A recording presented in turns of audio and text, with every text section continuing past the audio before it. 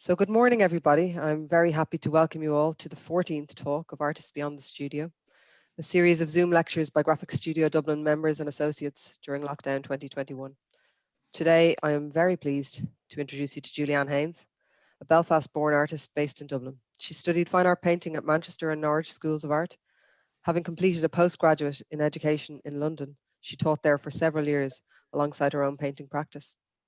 When Julianne moved to Dublin, she found herself at Graphic Studio Dublin, where she began to work in etching, and more specifically, multiplate colour etching techniques. I had the pleasure of working with Julianne when I was teaching the etching classes at the studio, and she engaged with the challenges and intricacies of multiplate etching with a fervour that I recognised immediately. She had the printing bug. Julianne became a full-time member in 2013, and her practice is largely print-based at the moment. Julianne's subject matter focuses on industrial urban spaces, the often overlooked nooks and crannies of our city, a pier, a building site, or a quiet street corner. She chooses to focus on this ostensibly unremarkable stuff that we pass by every day on our journey from A to B. And in doing so, she draws our attention to these forgotten spaces, prompting us to look again, to pay more attention. There is something startling about these unpeopled industrial landscapes. Here we see a quiet moment of stillness, maybe early in the morning or at the close of day, when all that is left are the traces of those who have passed through, leaving their marks on the landscape. She seems to be asking questions about the structures we build, the things we construct, and the traces we leave behind. There is a painterly quality of light and a gritty smokiness to these etchings, which hint at her past life as a painter.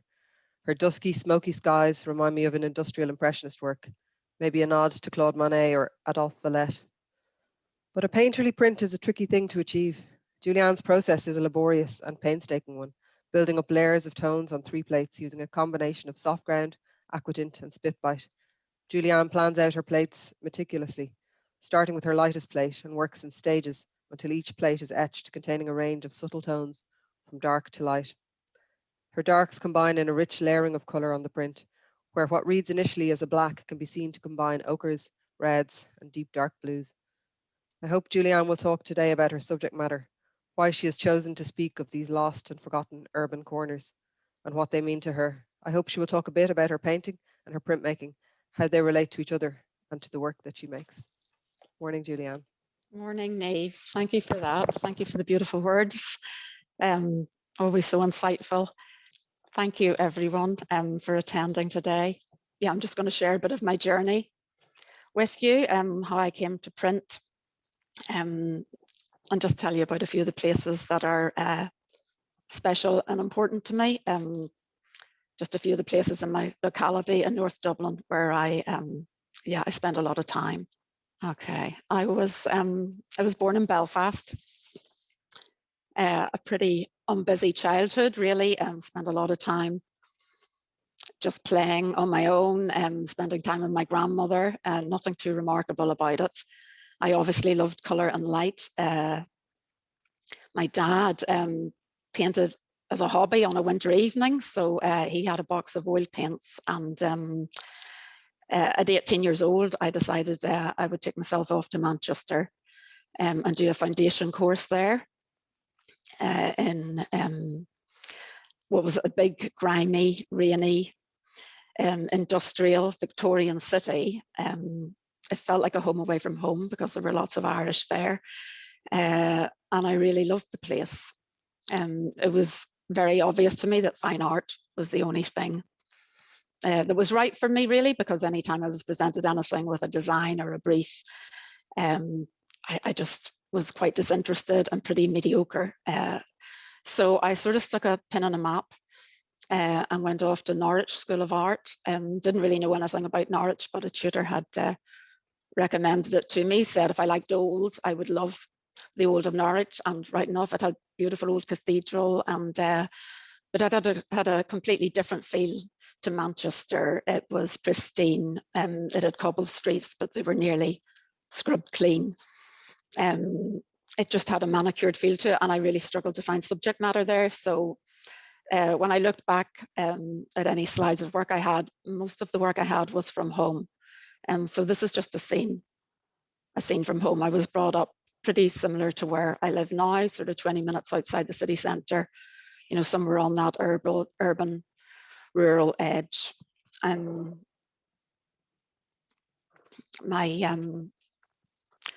got a bit introspective, I guess. I don't know whether it's because I was a bit homesick there, but I got a bit introspective and my palette became more muted. It quietened down. I had gone on an art school trip while at Norwich to Russia, to Leningrad. Well, you know, was Leningrad, it was in the late 80s. So now St. Petersburg, and was really captivated there by the muted colours. There was no advertising, no billboards. The place was full of these opulent buildings that were tatty, weathered. Yeah, there was just a faded elegance to the place that really captivated me.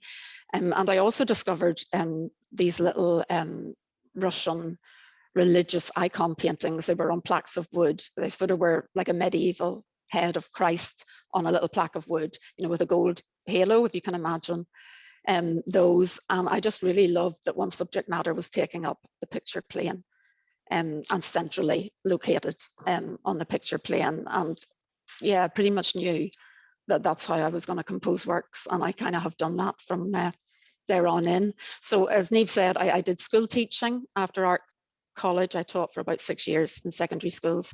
And then I went on to become a heritage education officer for one of the London boroughs. The borough that I was based in was Hillingdon, and actually contained Howth Road. So it was busy, heavily populated residential areas that then petered out on the outskirts to little rural villages. So I just always seemed to have been on that, you know, edge of a city, urban, rural, semi-rural edge, yeah.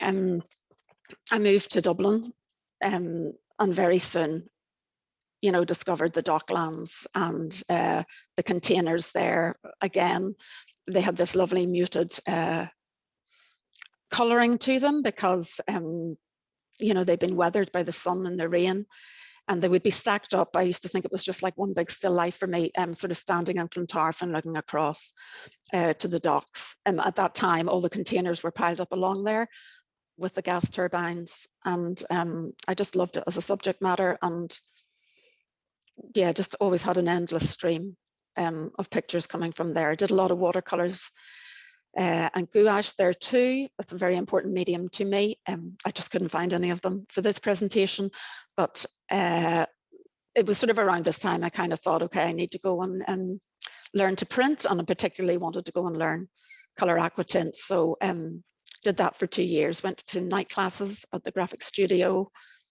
Yeah, was just delighted the minute I found print. I loved the methodology of it. I loved making plates. And Niamh and Claire taught me how to do colour aquatint.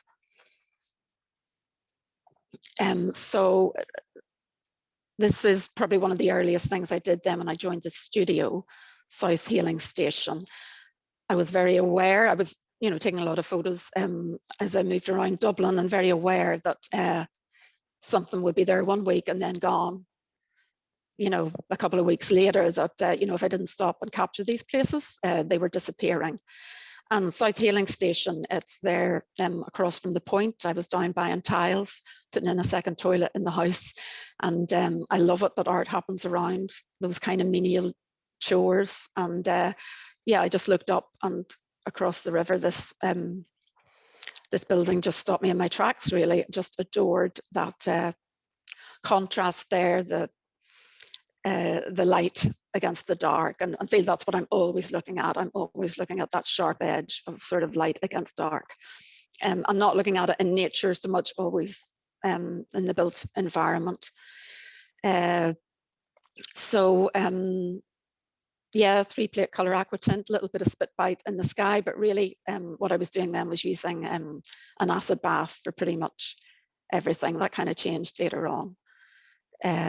So, you know, went back a few months later, and yeah, it had been eradicated, you know, pulled down.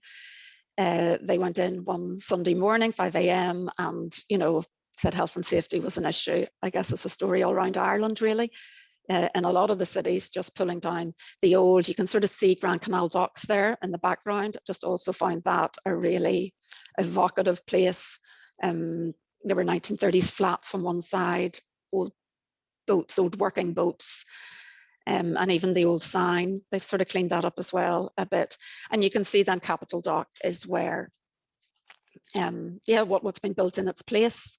I would love if some of the old, if they'd kept a bit more old down there on the docklands. I would have preferred to have seen a bit more old kept. I really felt that the South Hailing Station, buildings like that, it was a building where the guy used to call out of the top window and tell the boats what berth they were to go to. And I just feel it was a piece of vernacular history.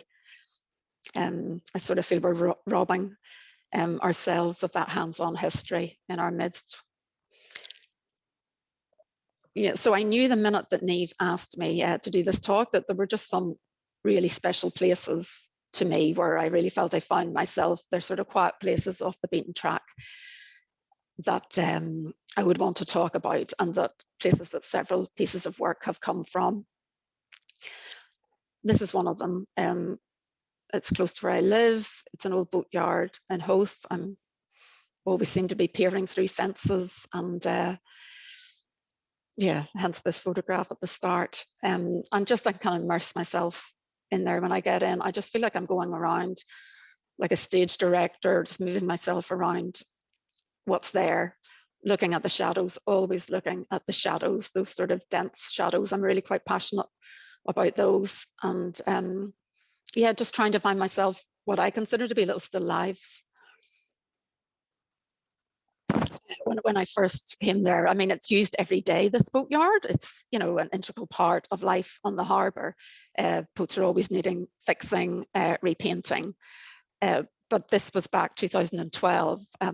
Well, that's another point. I really, you know, have photos from ages ago and sometimes don't make a piece of work until several years later. But just love the darkness here, that kind of dense darkness, and then things just appearing and protruding through in the light. I don't know, I think I find it kind of quite precious, those moments, like almost sort of sacred, like little still lives just kind of happening upon them. I never want to move anything. I never want to create a still life. I never want to put things in place. I just want to find them as they are, really. That's kind of really important to me.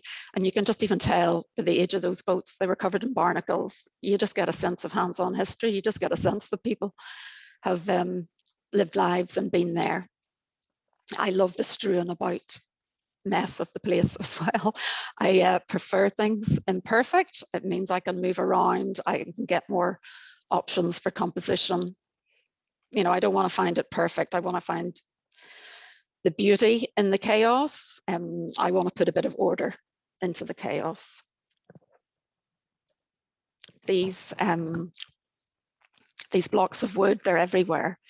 And they're used to support the boats. They bring the boats in, you know, a platform lowers down and they wheel the boats in from the sea. And they're supported. It's like a little railway track. They're supported on these wooden supports. And I mean, obviously they've been used for years. And you know, again, just that weathered, muted color where they've supported boats that have been sprayed with paint and then the color just fades. I love that. Just love finding little compositions like that. Obviously, photography is really important to me. It's kind of what I'm doing every day. I sometimes even feel more in my element. Taking the photographs, arranging compositions than I even do afterwards, making the art. Yeah, so I mean, I'm sort of constantly there. All the places that I find, they always change somehow.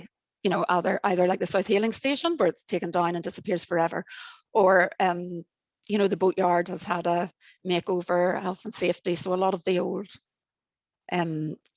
things that were there, like old bits of scaffolding, have changed, and you know, new specially designed scaffolding towers have been wheeled in. You know, and also there's just signs up, you know, warning you not to enter, and you know, those plastic red and white arms come down across the front. But at the time that I was photographing it mainly, it was a place that you could nearly wander in. I felt quite free to wander in and, you know, even talk to a few of the workmen there and just ask them the history of some of the old boats. Yeah, so just constantly looking for compositions. This one, some of you might recognize, it was turned into a print. Just loving isolating things, even though the place was cluttered, you know, finding it something to put in the central of the composition so it isn't cluttered. I suppose just finding the quietness in the piece, really. I'm always trying to, with composition, quieten things down. And I am meticulous about composition. I mean, I'm cropping things on my phone or the computer, you know, by millimeters. I mean, every millimeter kind of makes a difference. Just trying to make things quiet and find the stillness, maybe some part of the essence of something.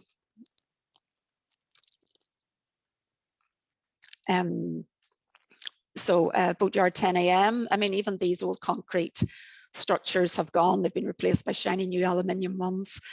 They used to house the electrics, I suppose, for working in the boatyard. And Boatyard 2, so not just that image. This one was made without any line. I quite often start with a line when I'm printing. It's just an easy way to get into. Etching is an easy way to get into print. Once you start with your line, you know what you're doing. The process just sort of takes off from there. But this one I just did without any line. I just drew straight onto the plate. I think it's just, again, you know, kind of love that it's a digger scoop. Kind of love the last one is just a bollard. I never label anything. I never think in my head, oh, here I am, you know, going to do a picture of a digger scoop. I'm really just looking at shapes and color and light. That's really what attracts me, first and foremost, to a subject, and just some sense of something being isolated, like to get back from a subject, like to have distance.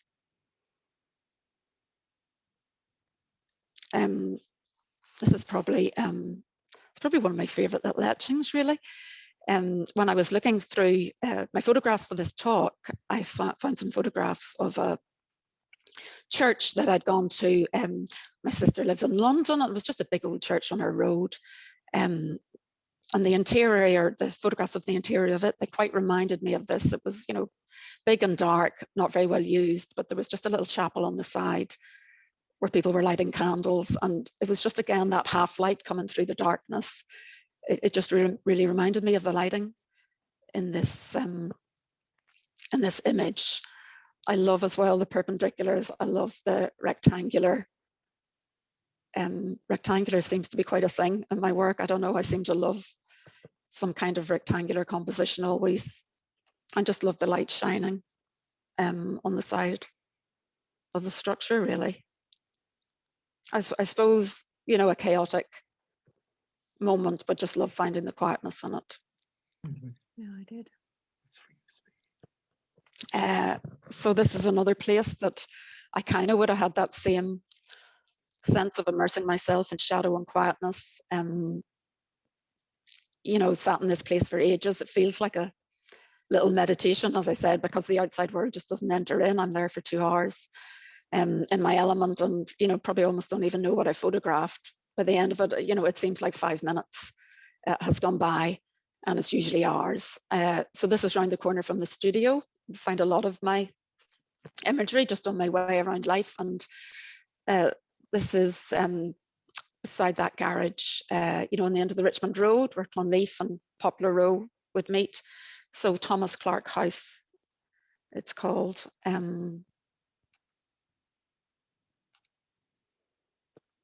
Yeah, I mean, the first thing that drew me off the street were these big rusted rectangular boarded up windows. I just thought they were beautiful. It's almost like time has been the artist there. I felt the same in the Boatyard with those big old wooden structures that support the boats. You know, they're muted colors. It's just like time has done something that, I don't know, we as humans couldn't even come close to. I haven't made an image of this yet. I don't know why not? Maybe I feel that it wouldn't suit a small etching, really sort of want to do something bigger with it. Might do a large monoprint or something of it. But just love the sense of the place. You know, I've passed it since it's been smartened up. It has, of course, changed, gone. The building's still there, but it's been smartened up. It's had a makeover. And I'm just not at all interested. I mean, I do notice that about everything. I'm not at all interested in going back when things have changed and even doing, you know, a picture that might contrast. It's just something poetic about it in this state that appeals to me. So there were 3 blocks of flats. So one was inhabited and 2 were uninhabited. And, you know, I'm very aware when I'm photographing there or even sitting in my car, you know, I'm being quite intrusive, really. I'm photographing people's homes, bits of people's lives, really. And when I've been photographing building sites, you know, it's not unusual for a foreman to shout at me, you know, and just say, can you stop taking photos, please? You know, for there to be quite a defensive atmosphere. And this old guy came over and knocked on my car window, and I kind of thought it was going to be something of the same. But you know, he had oxygen tubes in and an ashen face, and, you know, was standing there in a string vest, you know, and said, you know, John McCormick's my name. And he said, I think it's a fine Irish name, don't you? And, you know, I asked him who's living in this block, because it looked like just one person was living in this uninhabited block. And he told me that that was their laundry. He was so proud and appreciative of the laundry. I asked him about the garden. You know, he could tell me every flower that was coming up in that garden, and just was so full of the positiveness of his life situation and the enjoyment that he had from that place and sitting out there. You know, the rose bushes, there are even alum lilies coming up under the laundry. You know, people had obviously tended and cared for it once, and yeah, it was a loved place. I found that a really special encounter with him.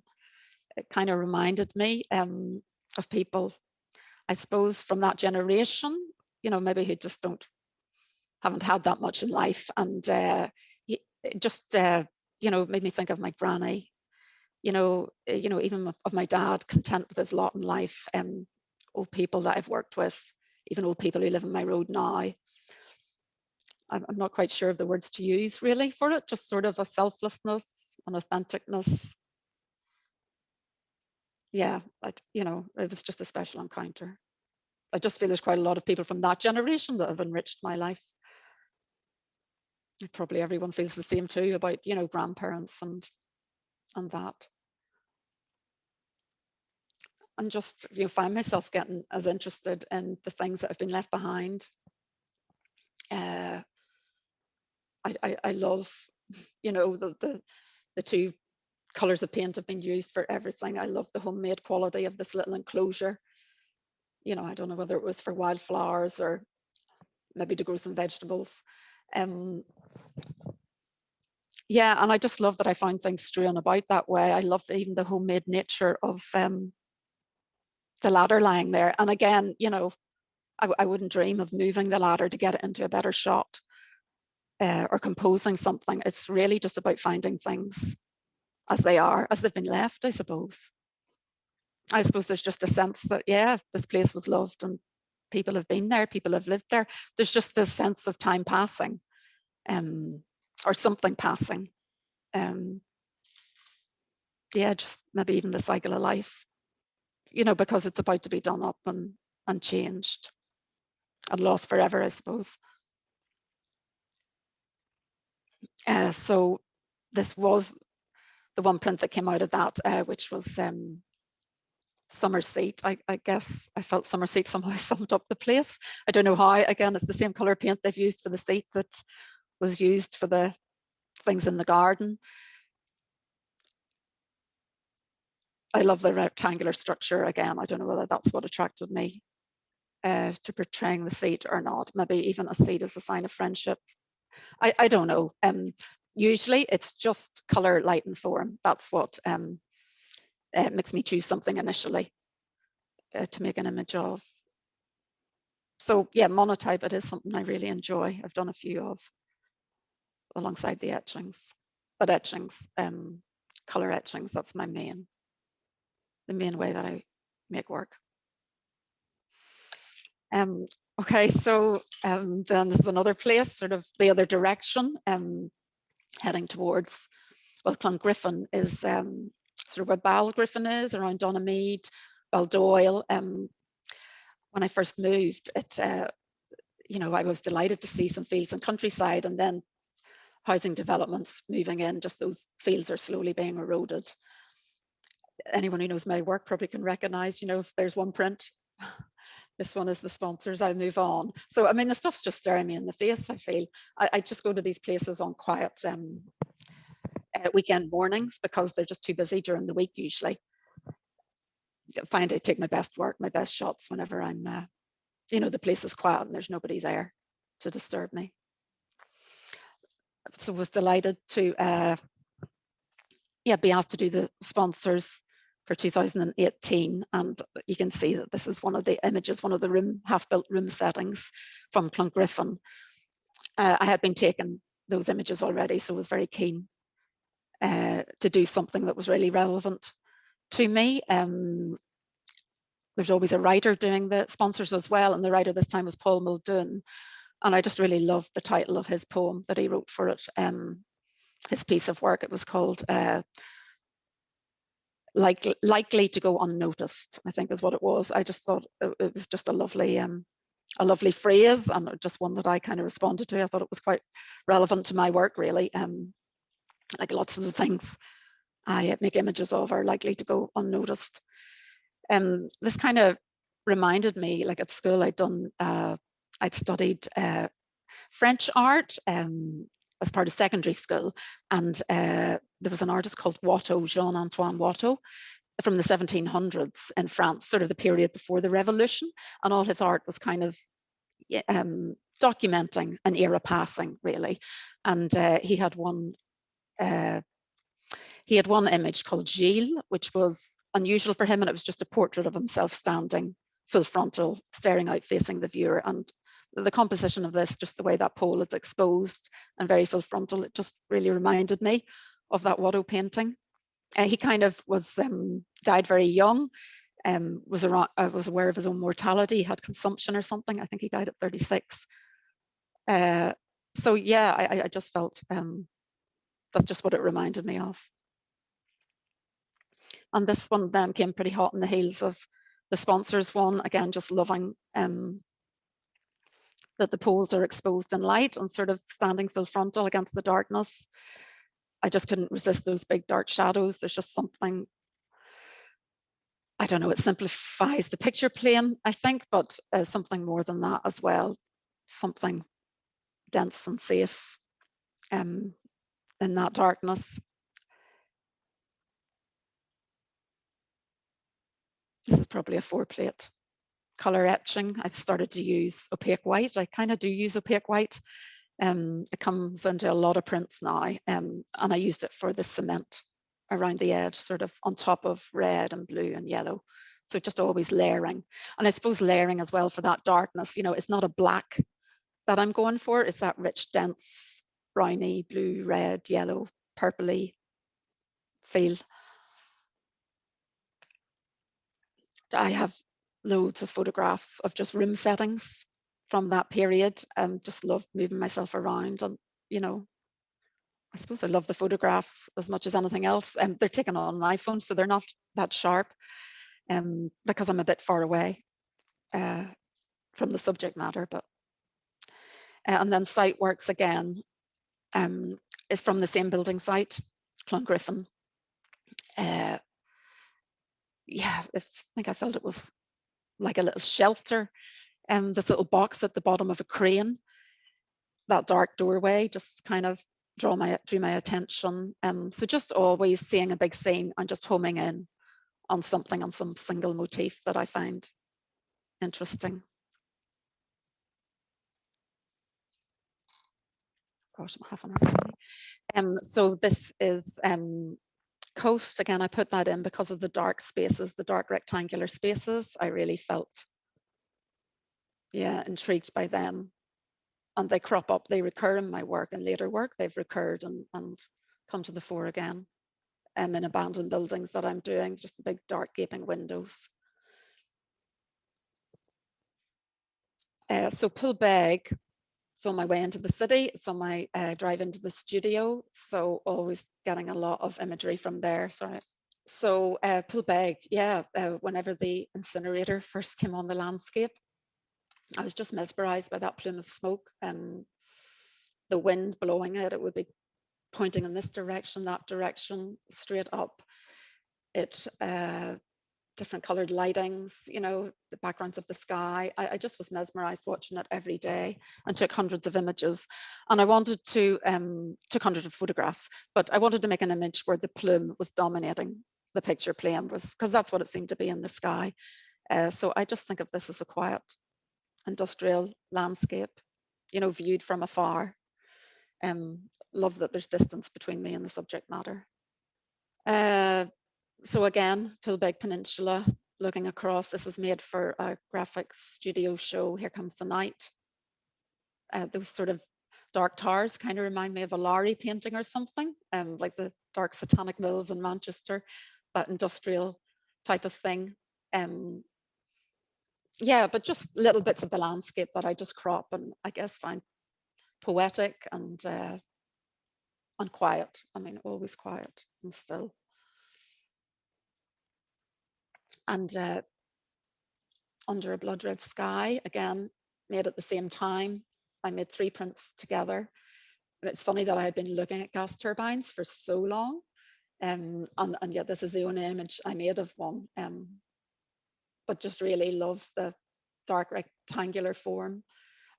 Always love looking across. I always feel like the mountains in the background are like paper cutouts, cardboard cutouts, and just always providing a different color. I suppose that one nearly looks like it's almost going abstract in a way, you know, just but just in the light. That's, I suppose, what attracted me, was that sort of rectangular silhouetted shape. Also, like, nothing I paint is particularly remarkable in itself, you know, they're not important objects, but I somehow feel when I put them at the center of a composition like that, they kind of rise in stature. It sort of gives them a presence or something like that. And then Ships and Tides. So this one, quite unusual for me, quite different. It was done for the New State exhibition at the Graphic. Different for me because suddenly the industrial bit is quite small and the landscape is huge. And I mean, that's just how I saw it that day. I just felt the landscape was so impressive and majestic. I really got into the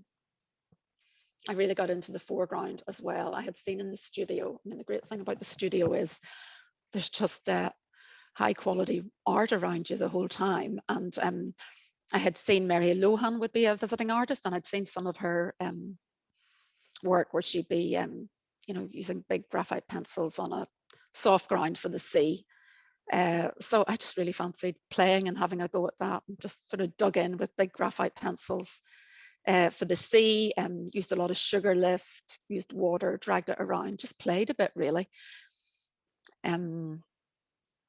Yeah, and called this a varied edition because I was sort of starting to draw on certain elements, like I drew on the headland, and by hand it actually hadn't been etched on. I just sort of drew it on, so therefore it was going to be different in every print very slightly. So called that a varied edition, and yeah, I guess felt quite lightened up with the idea of doing a varied edition. And then that's just some details from that print. I kind of really felt that there were several little paintings within that print, several little images that I would happily have used as print, as separate prints in themselves. I love the little highlights that were left. I kind of felt that gave life to the composition. I kind of had looked quite aware of looking at Peter Doig paintings and liking that there's little bits of white and light within his compositions. So quite conscious that they kind of help things along. Okay, sorry, I'm very aware that time's going by. So Howth Road, again, I've been driving in the Howth Road, yeah, for 20 years really, and never seen these buildings. Susan was able to tell me that they had been going for planning permission for 20 years to build flats there. Just suddenly they appeared one day and I was so captivated by the dark gaping windows. Just knew that it was something I was going to make an image of. So I start with drawing, graphite drawing, just trying to sort things out for me, just trying to work out what I'm looking at and just familiarize myself with the subject really. And then move on to gouache and watercolor. Sometimes it really informs the final print and sometimes it doesn't, but like certainly in this one, yeah, it was a case of the mark making really helping the final print. And it's kind of a composite image, you know. There were diggers and workmen in front when I was photographing, so I kind of added, you know, the vegetation at the front from a different photograph and sort of made the print from that. And then that's the final print, 782 Howth Road. Again, just, you know, really drawn to these 1930s bungalows. You know, knew that they were going forever, that it was something that was passing, and just feeling that I'm documenting that. I'm not saying, you know, that these flats are bad or anything. They're now in place and there's no memory of the houses.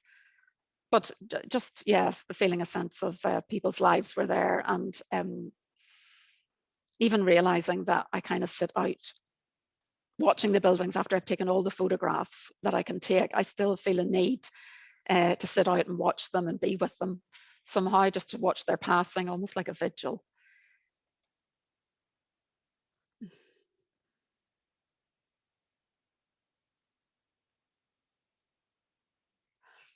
And then my final print, and this is one I did just before lockdown last year. So Strand Road, again, this beautiful Art Deco building that I was passing, boarded up, this beautiful play of light across this weathered and flat facade.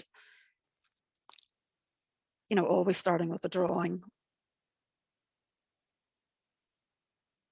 And then that's how the print turned out. It had planning permission on the front gate, you know, for several new houses to be put in its place. It's still standing at the minute, but even more dilapidated than whenever I found it. I've been photographing it for a few years, actually. Just that kind of scrubland as well. I mean, that's kind of a new thing, that kind of foreground coming in. And just the muted colors. Yeah, I kind of like that. Really just about the play of light across the front of a old building that's about to go. And that's just some details then of Strand Road. And this is just where I am now, really. It's just back in Clongriffin. You know, obviously that big dark gaping window just grabbed me, and you know, they're constantly developing and building new flats there, and I'm just noticing what's passing, what's going. The old passing off for the new, I suppose. I'm amazed again that I'd never noticed this building before.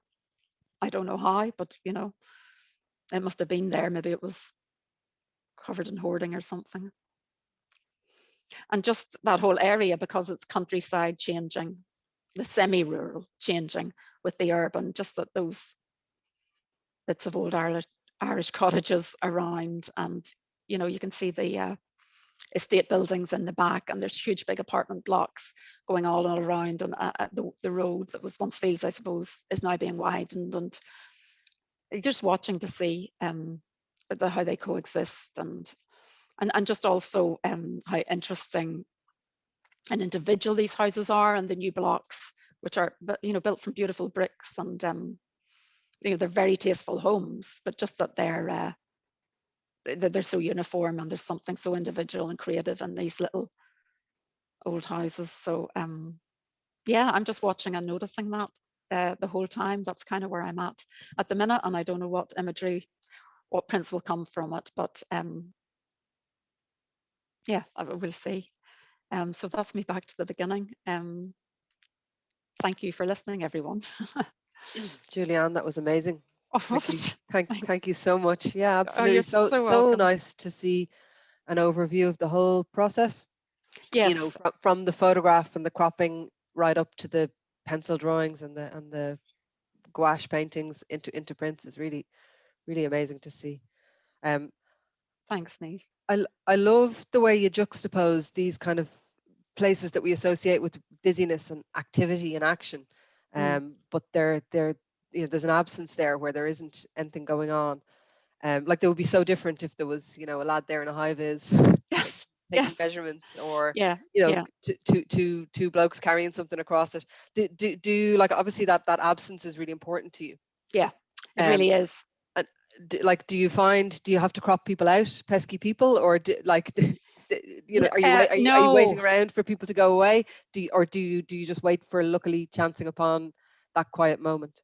I kind of maybe notice and find them in the week, and I'll make sure an early Saturday, Sunday morning is that's the time when the photographs feel real and I feel relaxed enough, really, and quiet enough in myself to kind of see and spot things. No, certainly the ones on Howth Road, the builders were all around. They were very nice to me. They said, yeah, no, you can come in and take a few photos, but that wasn't right. You know, I couldn't feel in the moment while they were there. I do specifically, yeah, hunt out the place in quiet moments, find times. Because yeah, I feel quite self-conscious if they're there, I suppose. Yeah, it just doesn't seem to happen. Yeah. Any questions, guys?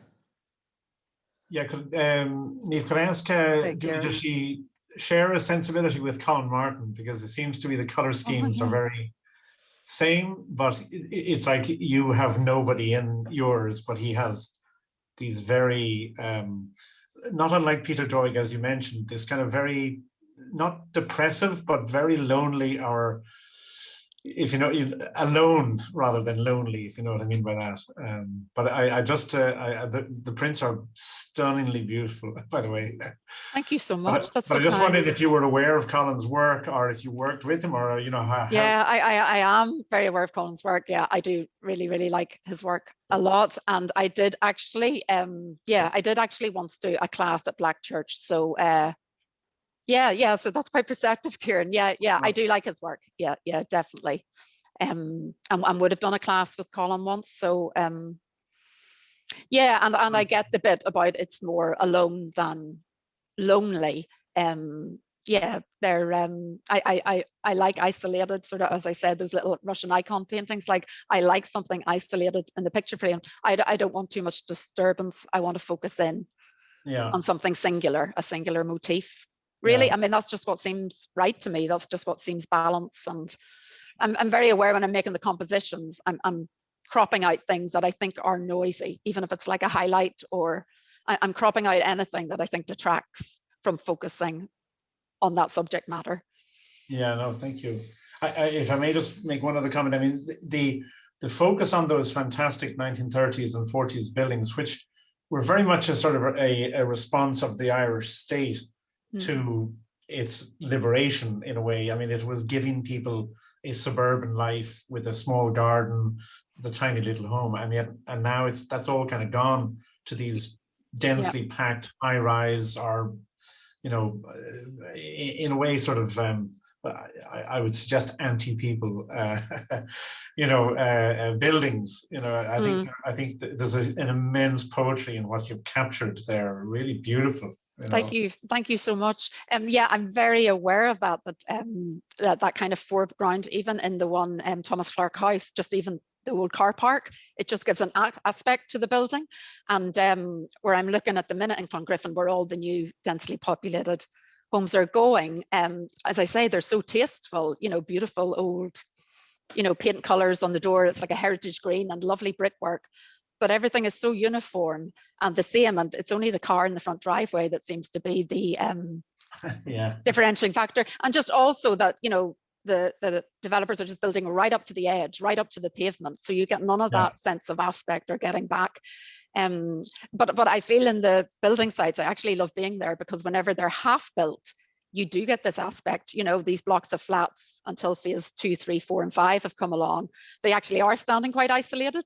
And, you know, there's scrub grass in the foreground, and even sometimes, you know, a digger has been along, created a man-made crater, and it fills with water and bird life comes. I mean, sometimes I think they're like quite a pastoral scene, really.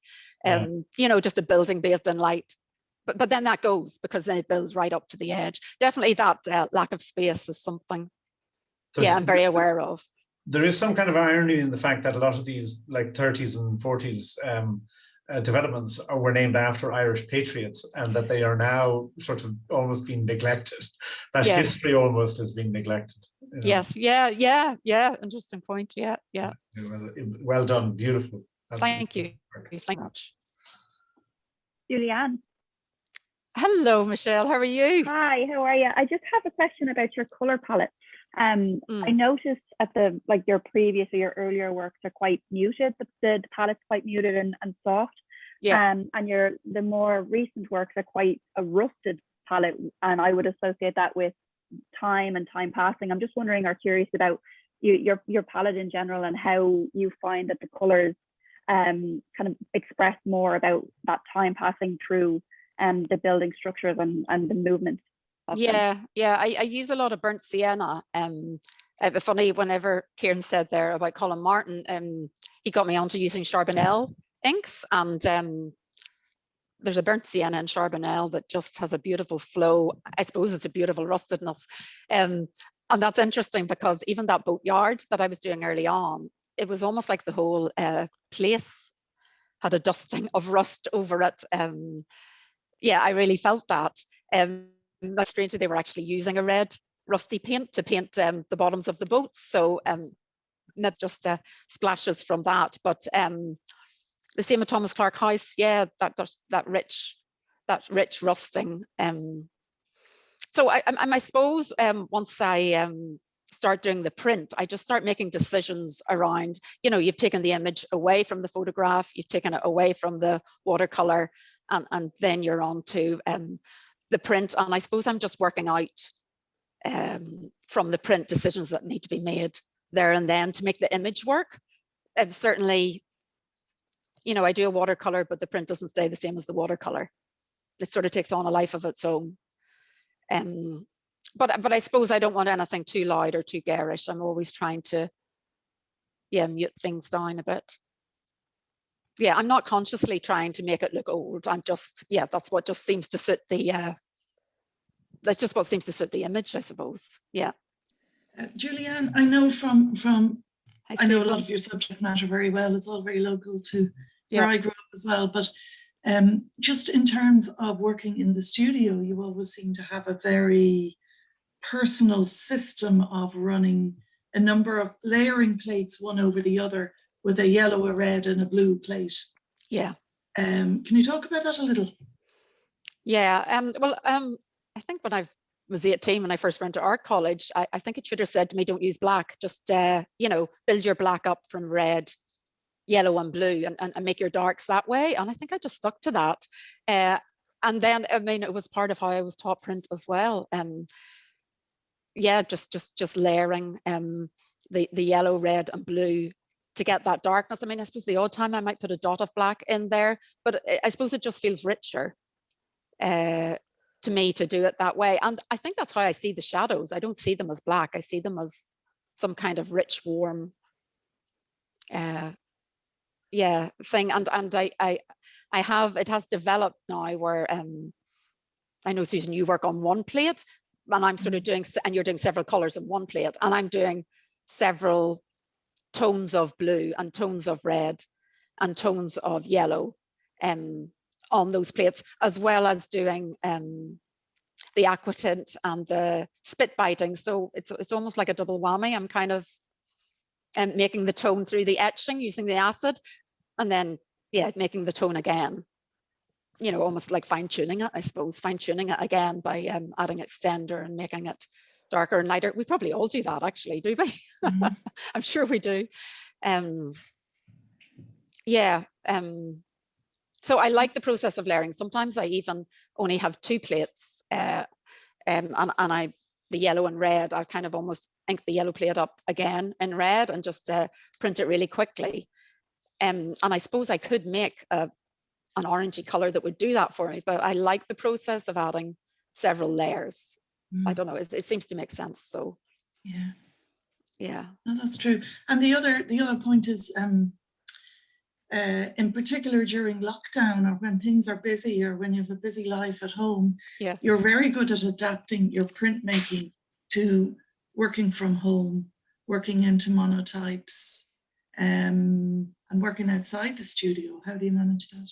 Yeah, well, I do find myself distracted at home with a full house. And so I find myself that kind of centers me every day. If I go out early, just with my iPhone and just take photographs, that kind of sets the tone for the day. And now the better weather's in, I have been, just using the back garden really as a studio. Just having a glass palette for the inks and just working out there. I have a little press at home. I mean, I bought it even before I joined the print studio. And it's just perfect. It's a little sort of, we do an A4 print and it's just perfect for that. So, and I use watercolor a lot, Susan. I have to say, I thought I would be, because my early work was obviously oils on board, and I thought, well, I'll get back into that. But I actually have found watercolor really as the medium that's sort of, taken off. And so go out, take photographs, and then start into watercolors. And then I guess the image that's the most foremost in your mind, that's the one that becomes the print. I like the idea of escaping to the back garden and making that your studio. Yeah, it's very nice. It's great. It's great. But I was telling Niamh, my problem is the seagulls. So they hover over, and sometimes in the middle of your palette, you can just, wait for it. Have a seagull go splat. Yeah. So, and obviously that's only something you can do in the better weather. But there's fresh air around, and you can get pretty focused there. So. Yeah, but hoping the studio will be opening. We're coming up very close to the time. Can I ask one? Yeah, please. Just about Edward Hopper and his use of that warm light on buildings, and his work is so nearly absent of human beings. It's, Julianne, you must have seen. Yes. Is that Grania? Yeah. Yes. Hi, Grania. Oh, yeah. You must just been immersed in Edward Hopper for a bit, for something, because I could see it there. Clearly. Definitely at art college, I definitely would have been looking at him. Those kind of just those things on the coast, and the lighthouses. Yeah, just isolated, and just even he had some lovely little city views of rooftops and just I think water towers and structures. Just kind of really incidental things. Yeah, very true, Grania. It is all just sort of happening upon things. Definitely, it doesn't work if I go to seek out something. If I head out the door thinking I must find something today, it only really happens when I'm, open and alert and not trying too hard. Discover, just let the stuff kind of happen, I suppose. Yeah. And but I deliberately take myself to places that I know, Yeah, sure. That I know I'll come across something, but just not hunting things out too hard. Lovely. Thanks so much, Julianne, and everyone, you're welcome. for coming along today. It's been really insightful. Really appreciate the time you've put into that.